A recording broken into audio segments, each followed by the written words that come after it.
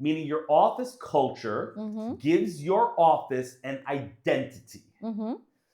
Fortune 500 companies that make stuff or do stuff or produce stuff need an identity.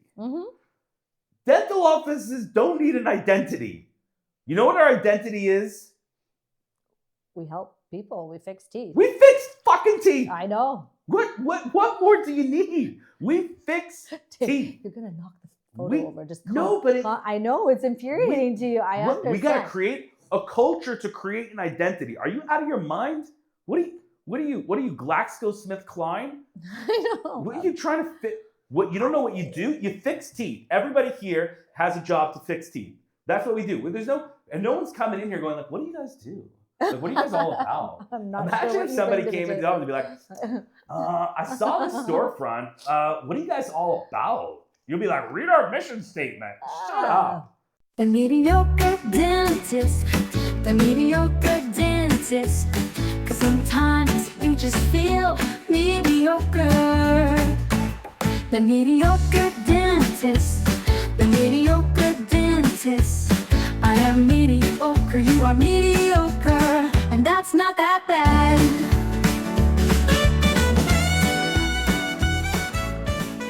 Welcome back to another episode of The Mediocre Dentist. I'm David Galler. And I am Dr. Andrea Dernisky. And we are back after last week's blockbuster, flame-throwing episode that has generated so much talk on social media, all about the C word. The dirty C word, yeah. The dirty dental C word.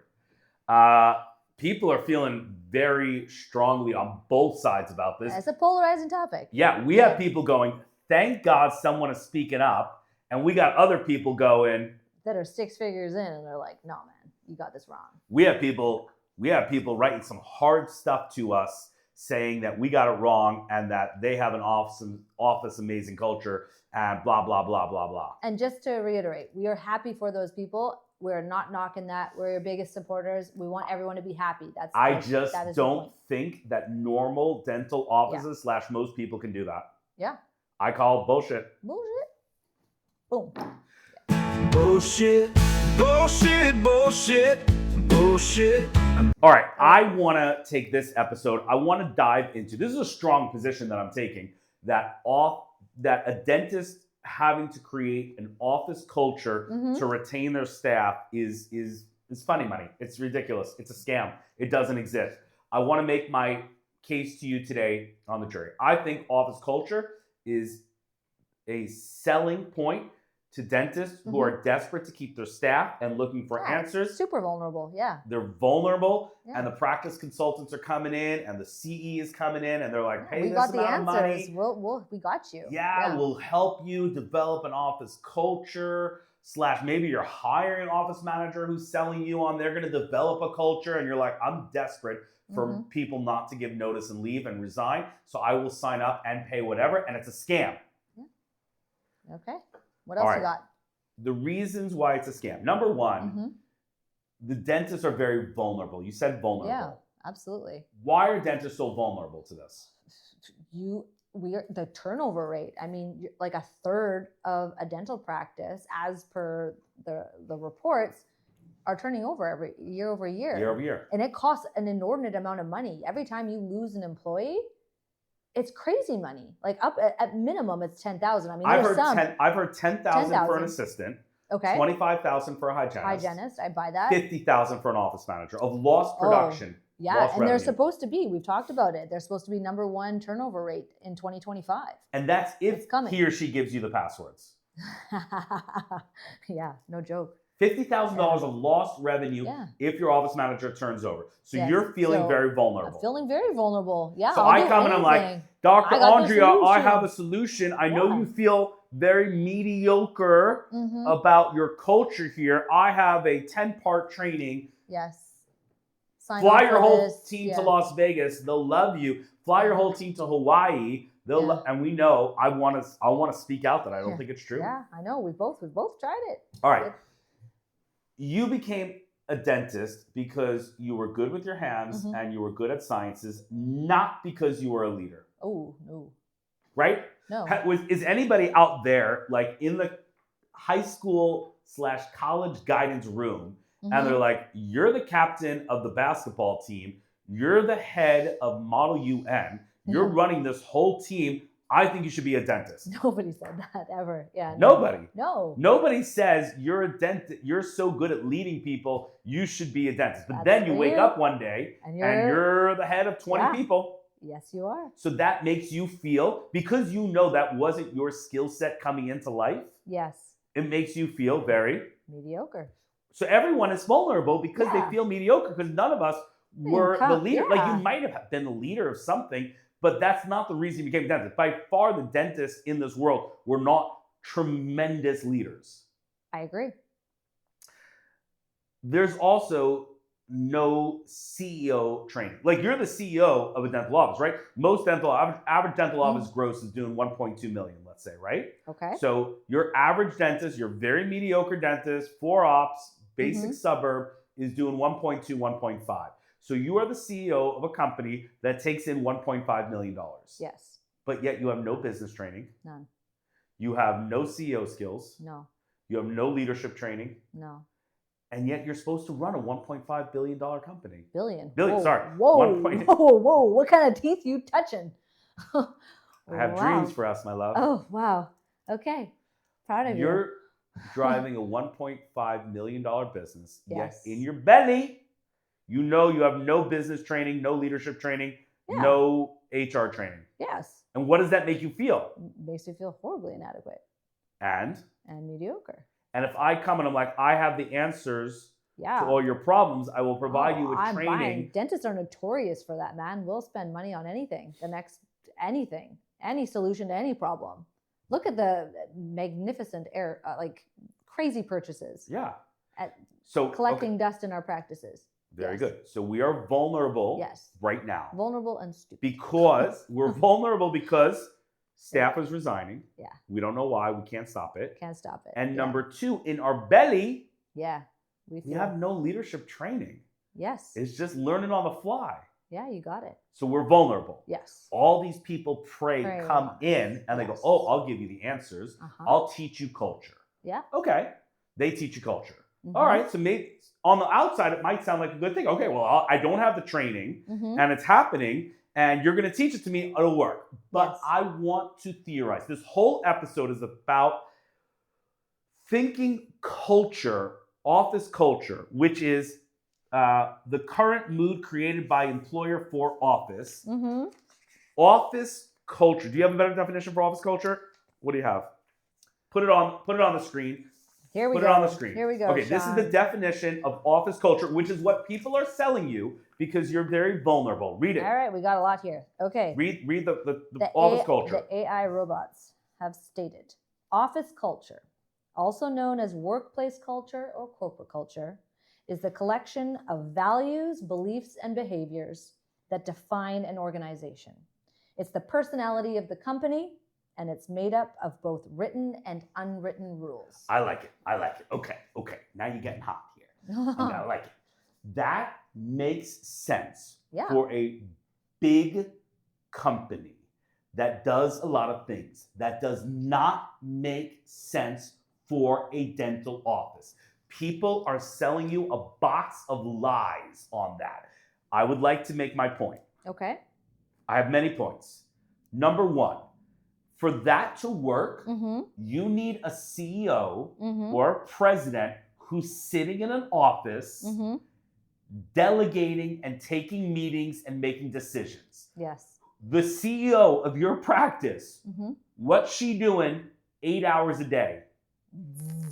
Drilling. Yeah, drilling and filling. Baby. Can you make a culture if the CEO is in the sweatshop making widgets? No. So it doesn't make sense. No. I mean, you can vibe. There's vibe. There's all sorts of things. I know, but people, here's the problem. Part of the problem, David, is that people are misconstruing the word and actually how it affects the practice or what that actually stands for. So they're using this culture word because it sounds fancy. It's very fashionable and woke or whatever you want to call it. But it really is not, it's not what what is actually happening. There's many little parts that could be, but I fundamentally believe it's lightning being like trapped in the bottle. You got a stroke of luck, a couple of good things lined up for you. But that's and not it culture. wasn't, it's not culture. You happen to either have luck, you got a good personality mixed with a good crew. Yeah, or, you got a couple of good hires who all fell in at the same time and are or happy not for you. too many That's people not working for you. Culture, That's it's not culture. luck. It's luck. Culture, the office culture that you described, Yeah. lofty, that is only even possible Yes. in a company where the CEO is sitting behind a desk all day, Yeah. making decisions, Okay. taking meetings. How could that possibly be applicable in a company, Mhm. i.e. the dental office, where the CEO president works manually 9 hours a day? I have no idea. That does, right, you It's see, just- yeah, it doesn't make no. any sense. Just a person. There's Just if a the person. CEO was cutting fish Yes. in this fish company 9 hours, there'd be no culture. Yeah. Agreed. So dental office culture, point number one, cannot be possible because the dentist is working all the time. Number two, read it Mhm. again. Let's read it again because we want to really dissect this whole thing. Okay. Office culture is the collection of values, beliefs, and behaviors that define an organization. Stop. I shall. That define an organization, meaning your office culture Mm-hmm. gives your office an identity. Mm-hmm. Fortune 500 companies that make stuff or do stuff or produce stuff Mm-hmm. need an identity. Mm-hmm. Dental offices don't need an identity. You know what our identity is? We help people. We fix teeth. We fix fucking teeth. I know. What more do you need? We fix teeth. You're gonna knock the photo We- over. Just no, but it- I know it's infuriating to you. I understand. We gotta create a culture to create an identity. Are you out of your mind? What are you, GlaxoSmithKline? I know. What are you trying to fit? What you don't know what you do? You fix teeth. Everybody here has a job to fix teeth. That's what we do. No one's coming in here going like, "What do you guys do? Like, what are you guys all about?" I'm not Imagine sure if what somebody you bring came to in the the office and be like, "I saw the storefront. What are you guys all about?" You'll be like, "Read our mission statement." Shut up. Okay, here's a perfect example. Okay, give it to me. And I love talking about this example in my lectures because it's one of the most fascinating Okay. companies in American history. Okay. Netflix. Let's Ooh. talk about Netflix. All right. Netflix is a perfect example of the proper use Mm-hmm. of culture. Okay. Netflix starts in, the 1995, 2000, whatever it was. And the idea is we're a home entertainment company. That's their culture. Mm-hmm. And what they launched in early 2000s is a DVD subscription service. Do you remember that? I do. You'd mail them a DVD. They were like, Blockbuster, nobody likes to pay the late fees. It's annoying to go to the store. Americans just want to get a DVD. Yes. So they start that as a company. Slow, but then it picks up. Yeah. And people want those DVDs and they don't want to pay the late fees. Mm-hmm. And they have a copy and they can get a copy. They open up huge warehouses. And at their peak, man, they can get a DVD to anybody in North America in a day. Yeah. And you want to watch Dirty Dancing? Yeah. You want to watch The Money Pit? Yep. You can watch it. Yes. But then Mm-hmm. somebody, Reed Hastings, who is the CEO, decides he wants to pivot. Uh-huh. And he wants to stream Uh-huh. shows and movies via their website. Now, at the time he came up with that concept, nobody was doing it. Mm-hmm. You wanted to watch an episode on the internet, it would take like 3.5 hours, just be like, Yes. Yeah. Whole lot of circles. Yep. loading. Yes. And everyone's like, what are you talking about? We're a DVD company. And he goes, no, we're a home entertainment company. Yes. So they pivot Yeah. to streaming. Mm-hmm. Now it doesn't sound like a big deal in 2025. You understand, 2006, that was a crazy idea. YouTube wasn't even Absolutely around outside yet. box. Yes. Yep. And he changed the whole company. Mm-hmm. And then by 2010, 2012, they closed the whole DVD division because by 2010, nobody even has a DVD player in their house.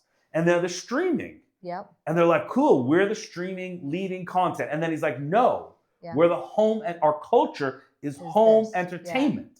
So he starts making his own shows, which is a crazy concept. Yes. Netflix is making their own shows. What the hell? You're not Disney, you're not Universal, you're not Paramount, you're not Fox. And he makes. Well, do you remember the first shows they made? Ooh, I don't. We watched it together. Which one? The Orange is the New Black. Okay, Orange is the New Black. Solid. Remember that? Then what was the one with Kevin Spacey? Were they Game of Thrones too? No, they're not Game of Thrones. That was HBO. That was The HBO, Kevin sorry. Spacey one. What was the Kevin Spacey one? Oh, House of Cards. House of Cards. Ooh, that one's hot until he. Netflix created their own content because they were tired of paying for people's content. Yes. Now we primarily watch Netflix original shows. So imagine he was like, we're not just streaming. That's not who we are. Our culture is home entertainment. Yeah. And then even after they started making their own shows, other people started making, Hulu's making their own shows, Amazon making their own shows, everybody's streaming. They're like, we're going to show international content. Yeah. Remember that show we watched, the Spain money heist people? Oh, yeah. Money Heist? Absolutely. Money Heist. Money Heist? Money Heist. We're watching a whole show in Spanish. We love it. Yep. Then we watched the Korean one. You remember the Korean one? Squid Game. We're watching 12 hours in Korean. Learning best Korean. night of our lives. Oh, I know. Because Netflix is a culture of home entertainment. Yeah. They can pivot to different businesses. And now a word from this episode's sponsor. I know we swore we would not have sponsors, but the money was too good and we sold out. All right, this episode is sponsored by soda. Would you like a soda? I love me some bubblies. You know, what's the most expensive piece of machinery we have here in the dental office? X-rays are up there. X-rays. X-rays. How about that little... Don't even say it. The sensor. The sensor. Meant to be broken. Oh my God. So costly. And we have to sell one of our children to buy another one. I know. Who wants to do that, David? So Soda is a company that sells sensors that work with your Chick, Dexis, other imaging system, but their sensors cost like 90% less. That's crazy. It's crazy. Incredible. Yeah, what a value. I would never buy a regular price sensor again. I would get a Soda sensor, put it into my system, really works well, less upkeep. They've been around for a very long time, extremely successful digital platform. Check them out on the AACA website or the Mediocre Dentist website or on this link that Sean provides. Are we sold out? Well, we sold out.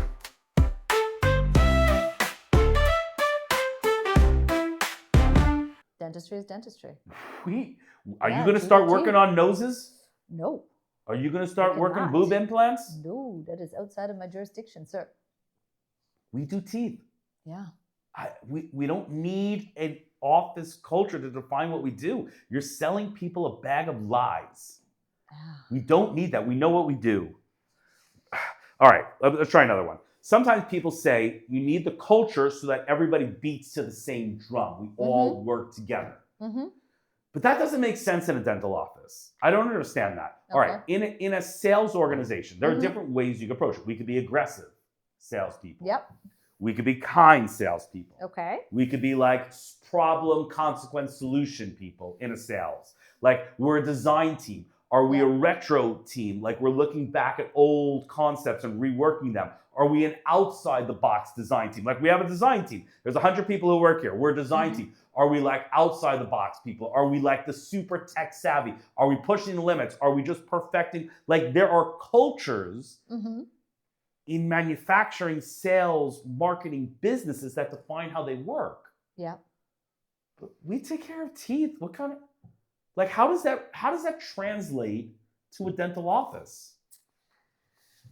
Yeah, I don't know. I think that we just want to feel like we're so much more important, or that is it not enough that we are? I feel like we're doing a noble job. We're doing a noble thing. We're doing a hard thing, and I get it. I understand the vulnerability. I understand all the reasons why people want to source out or feel like they need. They need culture training because it's scam. But the truth is, if you dive into what culture training is, it is not applicable to dentistry. If there's a room of real estate sales agents here, right? Yes. We are Remax, hopefully a sponsor. We are a room of real estate agents. There are 100 people who work here. Yeah. It makes sense to have a culture. Yes. We're the people who turn phone calls right away. We're the people who call people even before they're looking for a house, thinking they should get a house. There's a culture. Yes. There's a dynamic. Yes. We look around the staff, you the hygienist, you the dental assistant, you the office manager, you the dentist. You're all doing different tasks. And not just that, but how about the personalities and or the generational gaps or the types of people that are under your employment? You've got Gen Xers, meet millennials, meet Gen Zers. You are dealing with a range of experiences in life, work ethic, and all of these other variables. I don't even know how you could find one set cultural element that might even bring you all together. Right. But even if you could, because right, the other companies have different age groups also. But even if they could, those people are all doing the same task. Yes. Everybody here, like the dental assistant culture isn't matching the office manager culture, because he or she, the office manager, is doing a whole separate set of responsibilities and duties than the DA, than you as the dentist. You as the dentist might be like, patient's always right, I'm gonna make you feel comfortable, but the office manager's gotta be like, you gotta pay your bill. You have to show up to work. Like, there has to be like different mentalities and personalities of the people. If this office was just dentists, it was just 100 dentists, and you have to get your own chart, schedule your own patient, do your own suctioning, do your own, then I can say, okay, let's develop a culture of these 100 dentists. I know, but some of these Netflix, like, you don't just have the same level of employee across the entire board. You do have a hierarchy, and there is something similar within the dental. Like, I'm just trying to help you illustrate the point. Right, but that was the Netflix point was about the identity. We were using the office culture to establish an identity. I get that. Okay. But now I'm talking about like a sales team, and we're talking about a culture of a sales team, a marketing team, a design team. I don't see how that's applicable to a dental office, because they're all doing the same thing. We ain't. You know, another thing to think about is the fact that culture in an office is helpful when we have a whole bunch of people here. Yes. And we're thinking about upward mobility. Okay. Like a culture. Discuss that. Like, it makes sense to me if I ran a big company that had 100 people in it, I would establish a culture that was merit-based.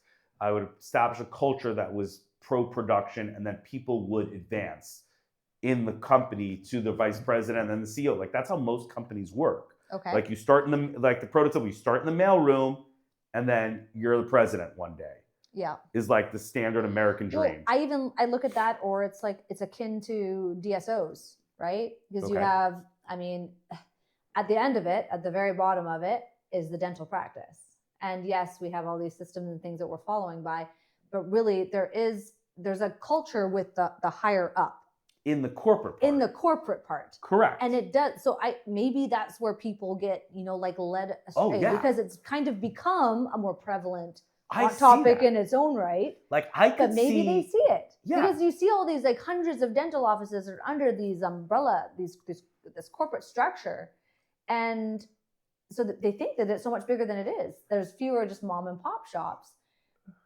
And so they identify as something that they're not, is I think what I'm trying to say. Yeah, I get that. Like, in a company, even a DSO, like a corporate organization, like Aspen, like Heartland, like Pacific, like MB2. 1, 2, 3. It makes sense for that company to have a culture so that somebody who starts at here can one day be president of Heartland. Yes. But in a dental office, is there mobility here?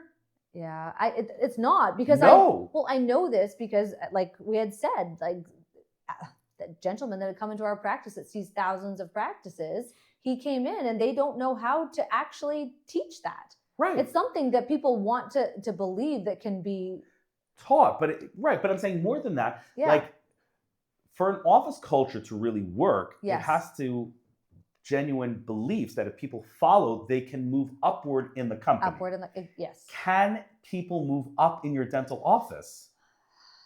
No, I mean, you're trained as something. Yeah. Sometimes there are Can your assistant move up to hygienist? Or become an office manager once you understand the lay of the, like, there are some shifts that do happen. But they're rare. They're rare. The exception, not the rule. Like, the office manager is never becoming the dentist. No. It's impossible. The hygienist can never become the dentist. Yes. The person who's sterilized can never become the hygienist. No.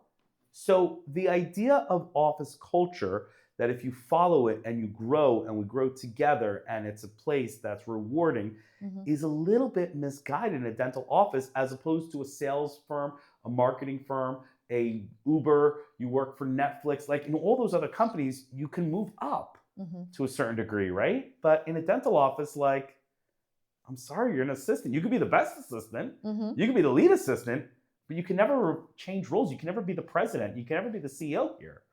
And I think that's why this concept of culture is just misguided in dentistry. Last concept that we just hit on is when we talk about office culture, read me some more stuff about office culture. Like what else do we know? Like some standard stuff about office culture. Well, how it's shaped, what it includes. Okay, so how it's shaped, office culture is shaped by both formal systems and informal behaviors. Like perks like unlimited vacation time can help, but the experience of employees is what's most important. I think that stuff makes sense. It's kind of like patient experience, employee experience. I don't know. Okay, I think, again, I'm not knocking office culture and cultures of companies. What I'm trying to say is that that's not applicable to a dental office. Yeah. People will stay in your dental office because you're a kind owner. Okay. Because you're clear, because you're fair.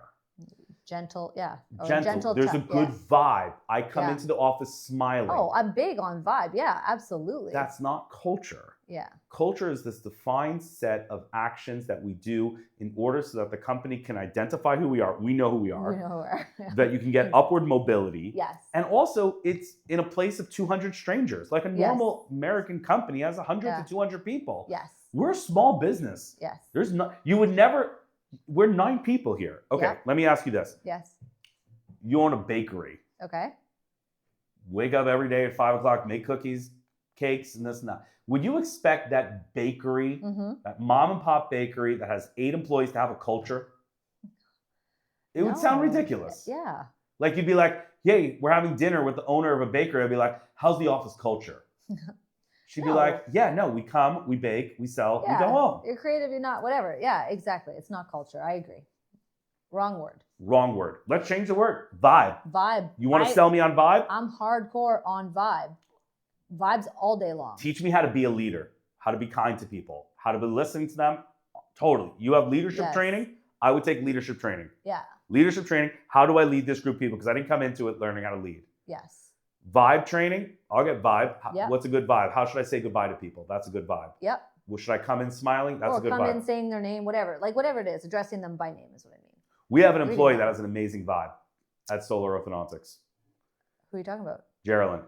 Yeah, she does. Oh my gosh. What's her vibe that has changed the way I work in that office?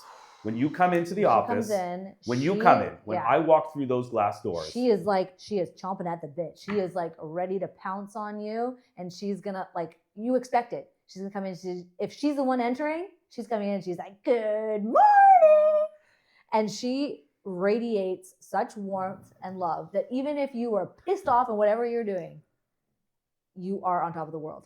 When I walk into that office, when I walk through those glass doors and she's sitting behind the desk and her eyes sit me, Monday, Tuesday, Wednesday, Thursday, Friday, doesn't matter. She goes like this. Yeah. Hello, Dr. Galler. It's just a regular Wednesday. Yeah. But that's a vibe. That's not a culture. Yeah. I can't teach someone to do that. No, and if somebody did, it would be so disingenuous. It'd be gross. Imagine we hired somebody and we're like, hey, Andrea, you're the front desk woman. You should know there's a culture here. When people come in, I want you to be exaggeratedly happy to see them, even though it's just Wednesday. Yeah. How would that land? I mean, it can land however it wants. It's not going to land. That person's not going to be able to execute that. You cannot. Because we got lucky. Yeah. That's great. That is the lightning in the bottle. That is blind luck. Maybe it's written in the stars. Maybe it's fate. It's predetermined. I had no choice. There's no intentionality. Exactly my point. We got lucky with it. And it was, we're nihilists. We got lucky with it. Yep. It was nothing that you and I created or wrote down in a handbook that created a culture that made her do that make us feel better when we come in. No. Cultures are for offices of hundreds of people, not for dental offices of 8 people that do dentistry. And that is our show. Let's be real. All right, our favorite part, it's time to be real. Ooh, this is the hard-hitting segment. Let's be real. I made a lot of people upset tonight. Let's be real, this might go down as the most polarizing topic we discuss on the Mediocre Dentist. Let's be real. You're a dentist in a dental office. You're not Netflix and you're not Procter & Gamble. You know what you do. Stop wasting time on office culture. And let's be real, David Galler, I don't think you fact check so well, hey? Like it was the singing dentist first. He's Indian, he's actually Persian. And the Netflix thing, the last mail out was actually in 2023, not 2023? 2023. People are still buying Netflix DVDs? Up until 2023, yeah. Let's be real. I do feel bad about the singing dentist. He is, in fact, our hero, and he is Persian, not Indian. I don't know who that upsets or why, if it upsets Indians or Persians or both. But he was super nice to us when we met him in the UK. And I hope he doesn't make a song about us. I hope so too. But do remember that I did not actually make the mishap there. That was all David. Okay, let's be real. Let's just get rid of the word culture. Let's just replace it altogether. Heretofore, no one says culture anymore. It's just vibe. Go for a good fucking vibe and you're going to be fine in our books. There shall be no judgment. Yeah, let's be real. You should be focusing on patient experience, leadership training. Yeah. Mic drop. Let's be real. Okay, time for a recap of the episode. This is part 2 of the dirty C word culture. And we are saying today that the word office culture is a scam meant to sell to vulnerable dentists to make them think they can retain their staff. And we said in part 1, it's just a post-COVID 2025. You can't retain staff. It is hard. We can't work from home. It is a daily challenge. And no amount of office culture training handbook is going to do that.